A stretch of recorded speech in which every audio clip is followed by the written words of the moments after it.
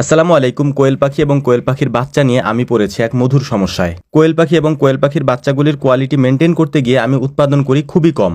আলহামদুলিল্লাহ ওনাদের বাচ্চাগুলিকে আমরা ক্যারেটের মধ্যে দিয়ে দিয়েছি সুন্দর করে। এখন হচ্ছে ওনাদের থেকে টাকা পয়সা বুঝে নিয়ে ওনাদেরকে বিদায় দিয়ে আমরা আমাদের যে বাচ্চাগুলি আছে, মানে এখন যে বাচ্চাগুলি মেশিনের মধ্যে রয়েছে, ওই বাচ্চাগুলিকে নামিয়ে দেবো। তার আগে এখানে আমরা পানি, তারপর হচ্ছে ওষুধ সবকিছু দিয়ে রেডি করে রেখেছি এবং খাবারও দিয়ে দিয়েছি। এখন এই বাচ্চাগুলিকে আমরা এখানে নামিয়ে দেবো, এরপরে এই জায়গাটাকে আমরা ঘিরে দেবো। এর কারণ হচ্ছে হালকা যেহেতু এখনো পর্যন্ত শীত আছে, এই শীতের কারণে তাপমাত্রা উঠতে একটু সমস্যা হয়, কারণ পর্যাপ্ত পরিমাণে তাপমাত্রা না থাকলে বাচ্চাগুলো এক জায়গায় দলা হয়ে যায় আর কি। এটার কারণে অনেক বেশি বাচ্চা মারা যায়। এটা আপনারা অনেকেই জানেন হয়তো, আর যারা জানেন না তাদেরকে আমি বলে দিই, পর্যাপ্ত পরিমাণে যদি এই ছোট বাচ্চাকে আপনি হিট না দিয়ে রাখতে পারেন তাহলে এক জায়গায় ওরা দলা হয়ে যাবে, দেখবেন যে তারপরে নিচে কতগুলা পরে অনেকগুলা মারা যেতে পারে আর কি। দেখানোর চেষ্টা করেছি। এর মাঝখান দিয়ে কোনো কোনো দিন আমাদের দুপুরে খাওয়া হয়, আবার কোনো কোনো দিন হচ্ছে দুপুরে খাবার আমাদেরকে রাত্রে খেতে হয়। এর কারণ মানে যেহেতু মানুষের একটা চাপ থাকে, আগে তো মানুষ খামারে আসতো না, তো এখন যেহেতু সারাদিনই মানুষ আসতে থাকে খামারে, তো তাদেরকে সময় দেওয়া, আপনাদের কারোর সাথে যদি আমি কথা না বলি আপনারা হয়তো মনে কষ্ট পাবেন, যে কারণ হচ্ছে আমার নিজের কষ্ট হলেও আমি এই কাজটা করার চেষ্টা করি, যে আমি সবাইকে সময় দেওয়ার চেষ্টা করি। তো যাই হোক, আমাদের জন্য দোয়া করবেন এবং আমাদের দিকে একটু খেয়াল রাখবেন ইনশাআল্লাহ। আসসালামু আলাইকুম রহমতুল্লাহ।